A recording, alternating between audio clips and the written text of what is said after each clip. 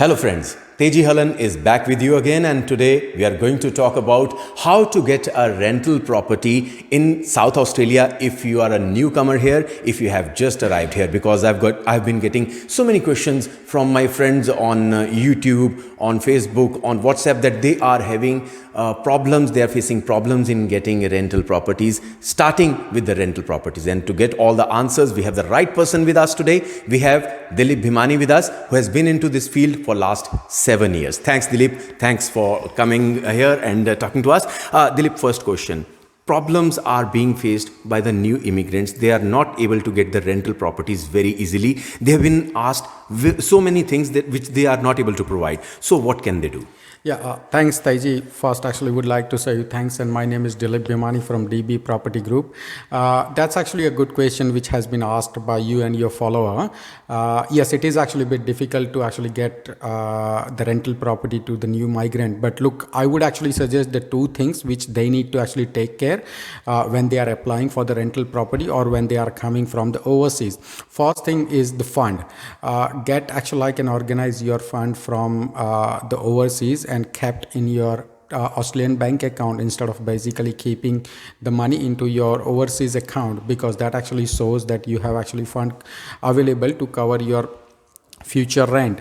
The second thing is the reference. Please provide a good reference in the application form or to the real estate agent or to the owner directly. That actually gives a motivation, and that gives actually a bit confidence to the real estate to give you a rental property. These are the two things which you need to take care when you are applying for the rental property. And happy to actually help you out anywhere if I could when you are contacting me. One more thing, when people come here, they are new, they might not be knowing anyone here for the reference. In that situation, what can a person do? Because that becomes very difficult for a newcomer to do that here. Yeah, that's totally understandable. When people are coming from overseas, they might not know anyone here, but in generally people actually know someone through the reference. Take an advantage of that reference and ask that person to actually give a good strong reference, who the person who got actually like a very good name, or people actually know that person in community good, the reference of the good person. And I don't think that would be actually a bit hard to actually give them reference. Is it also an option, like you are from India, I am from India, and you are dealing in this field? Yep. A person from India comes, he can give you a reference from India, a connection. Does it help in some way that if a dealing agent is from the same country or the same community, that helps the new immigrant in any way? No, not at all. Because what happens if the person actually gives that property and something happens, then nothing can actually happen to that person who lives in India. So I would actually suggest you give a reference of the person who are locally, even actually from Sydney or Melbourne, who has good background, who has good job, who would be able to actually give you a good backup. So I would strongly suggest to give a reference from Australian background, not from India.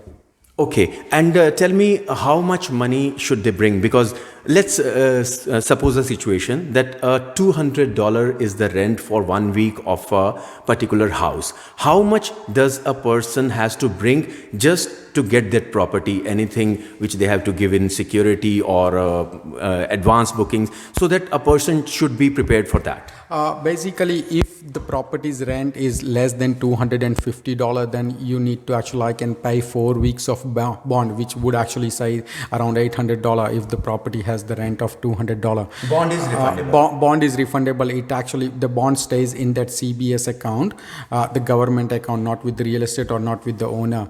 If the rent is more than $250, then you need to actually prepare yourself for the 6 weeks.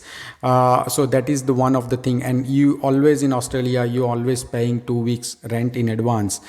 So altogether 4 plus 2 or 6 plus 2, you need to actually have the provision when you are applying for the rental property. property. So let's say that if you have $1,000 or $1,500 in your bank account, I don't think that would actually can basically help when you are putting when you are giving an application to the real estate agent, because that's not gonna actually cover your rental income. If that would cover your rental income, then what you're gonna do with your grocery? Then how you gonna actually live for your standard of living?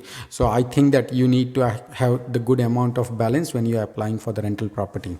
Okay, some very important points by Dilip. Note them and be prepared for that. Well, one more thing. A few questions, Dilip, which I got on WhatsApp and YouTube were about the property. If a person wants to buy a property here, is it possible on 489 visa? 489 visa, you know the conditions. Yes. It's not a permanent residency. Yes. But can a person buy in that case? If yes, what are the possibilities? Can he get a loan or does he have to pay more? Yep.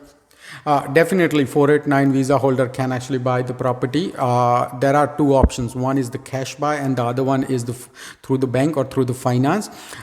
You need to take an approval from Foreign Review Investment Board when you are buying the property on 489 visa. You will be actually paying an application fees, which I guess actually around $10,000, and plus actually a little bit more on stamp duty as well. If you are going through a bank, then yes, bank actually look at everything, your financial documents, your background and all that stuff.